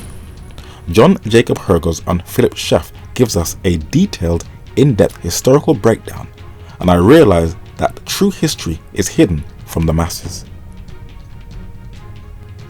The Sabbath, which is the seventh day, is of divine origin, its type being the seventh day on which God rested from all his work, so it goes back to creation, not Sinai.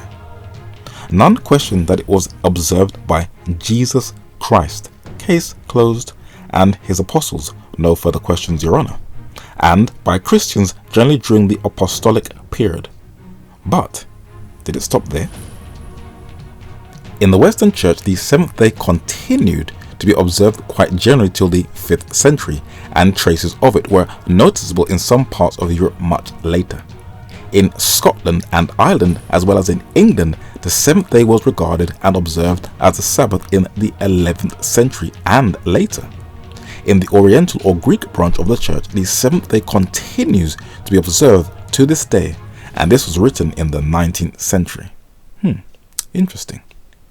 In the Abyssinian in Ethiopia and East Africa, the Armenian in Asia Minor, and the Nestorian churches throughout Asia, and highlighted in green, the seventh day has not yet been supplanted by the first day of the week. The Assyrians had laws for the observance of their Sabbath similar to those by which the Sabbath was maintained among the Jews. This may be shocking to many, for most, if not all of us, have been educated in a one-sided post-Reformation Europeanized brand of Christianity, where anything outside of that school of thinking is branded as heresy. But deep in the Central Asian mountains in Kazakhstan, Nestorians were keeping their Sabbath. In Northern Europe, the Celtic Church, whose airtight waterproof buildings still stand in both Ireland and Scotland, would evangelize throughout Europe and share God's ancient Sabbath truths to many heathen tribes in Europe. This is a history that is deliberately buried, and in Ethiopia, where they still have the oldest illustrated Bible in the world, they kept the seventh-day creation Sabbath from their embryonic beginnings right up until the 19th century. So it is very clear that from the life, death, and resurrection of Jesus Christ all the way up in our time in the 21st century, in our very fast-paced, digital, almost cashless age, it may be shocking to most, but men throughout Afro-Eurasia has always kept the seventh-day creation Sabbath. And as Revelation chapter 14 verses 7 and 14 makes clear, Jesus said that just prior to his second coming, the whole world, alongside the teachings of the everlasting gospel, will all have the opportunity of hearing it when faithful soldiers will go out into the battlefield with no fear and share this long lost hidden truth to a dying world.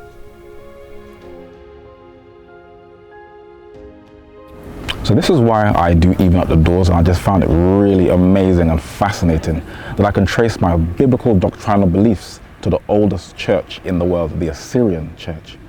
I'd just like to say thank you for all the people over these 10 years who have supported myself, whether it be through finance, whether it be through words of encouragement, or those who pray. And I know life is going to get a lot harder, but I still encourage you, just please keep holding on. And as I encourage at all time, please research everything you have seen in this study.